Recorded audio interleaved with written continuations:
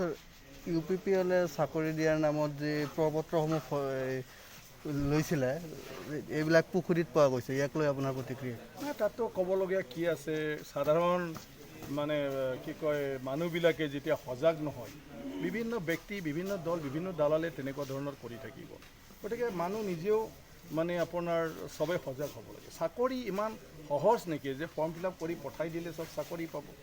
আজি গোটেই ৰাজ্যখনত নিবনুৱা সমস্যা যি ধৰণৰ এটা জ্বলন্ত সমস্যা হিচাপে আজি মানে কি কয় আপোনাৰ থিয় দিছে, সেইটো সময়ত কোনোবা ক'লে যে ফৰ্ম ফিল আপ কৰি কিবা কৰি চাকৰি আশা কৰিব লাগে, সেয়া কেতিয়াও নাই। এইটো নিৰ্বাচন আহিছে, গতিকে জাষ্ট নিৰ্বাচনত ভোট, ইয়াৰ কাৰণে সি ইমান হাজাৰ হাজাৰ মানে প্ৰপত্ৰনো কি কৰিব? গতিকে যিবিলাকে লৈ গৈছে ক'ৰবাত পেলাই থ'ব, ইলেকশ্যনৰ পিছততো আৰু একো নাই।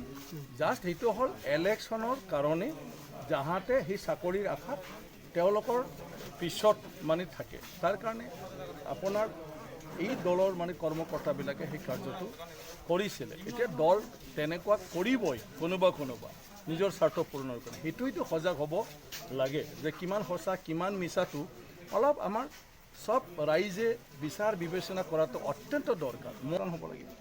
ওদালগুৰি 10টা সমষ্টিত আপুনি যি ঘূৰি আছে, আপুনি আজি মাজবাটো গৈছে, বিভিন্ন ঠাইত গৈছে, কেনেকুৱা পাইছে 10টা সমষ্টিত কেনেকুৱা? 10টা সমষ্টি যিখিনি ঘূৰিছোঁ মইতো ভালেই পাই আছোঁ। গতিকে আজিৰ তাৰিখত যদি নিৰ্বাচন হৈ যায়, ডেফিনেটলি আমি 10টাত মানে 10টা পাওঁ। কাৰণ আজি মই মাত্ৰ ধনচিৰি সমষ্টি সোমাই আহিছিলোঁ, য'ত আমি আগত হাৰিছিলোঁ।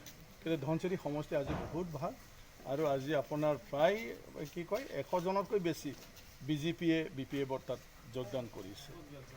গতিকে তেনেকুৱা ধৰণৰ যদি পৰিৱেশ আজি আহিছে, তো ডেফিনেটলি ইলেকশ্যন হোৱালৈকেতো আৰু বহুত ভাল হ'ব। গতিকে ওদালগুৰিত আমাৰ BPF